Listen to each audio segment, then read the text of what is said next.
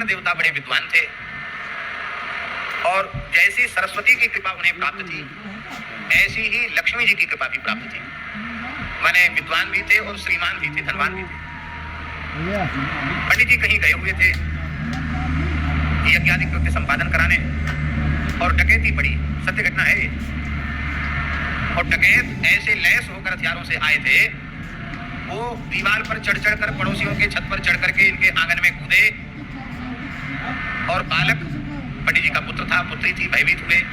तो उनकी मां ने कहा कि देखो तुम्हारे पिताजी तो हनुमान जी के भक्त हैं, हम सब लोग हनुमान जी की शरण में रहते हैं, हनुमान जी के आश्रय में रहते हैं, हम लोगों का कुछ भी बिगड़ने वाला नहीं है, ये डकैत तुम्हारा क्या बिगाड़ लेंगे, इसलिए शांत होकर हनुमान जी का स्मरण करो। तो माता और बालक और बालिका ये तीनों मिलकर हनुमान जी का स्मरण करने लगे। उसी समय एक विशाल काय बानर आंगन में कूदा और जितने डकैत थे, हथियारों से लैस थे, सबको एक एक चपेटा में ही, एक एक तमाचा में ही सबको मौत के घाट उतार दिया। ये सत्य घटना है, गीता प्रेस के अंक में भी छपी हुई ये घटना है। जो जीव हनुमान जी की शरण लेता है वो कभी भयभीत होता नहीं है। मर्यादा के कारण मैं नाम नहीं ले रहा हूं। एक अपने ठाकुर जी के समर्पित भक्त हैं, वो सेवा में बड़ी अच्छी निष्ठा है। उधर उड़ीसा तरफ कहीं उनका काम कारोबार था। तो नक्सल से प्रभावित क्षेत्र है, नक्सली।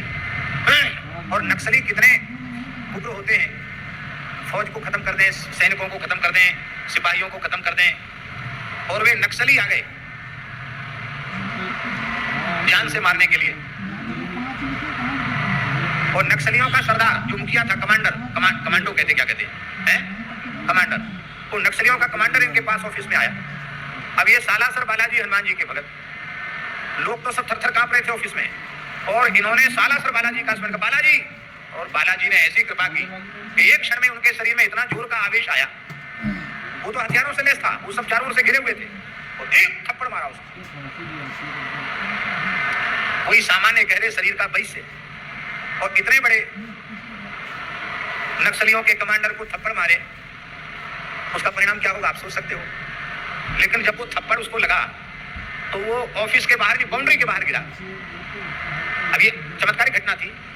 थप्पड़ से आदमी, अब हम तो भगवान की दया से मारने पीटने का स्वभाव नहीं है, लेकिन कथनचित हम किसी को थप्पड़ मारे और वो थप्पड़ खा के वो हॉल के बाहर गिरे, तो हमें भी आश्चर्य तो होगा कि इतनी ताकत इस हाथ में कहां से आ गई कि व्यक्ति यहां से उछल के वहां चला गया। वो महाराज गिरा उतनी दूर जाकर, कई हाथ दूर जाकर के गिरा और गिरकर वहां से भागा।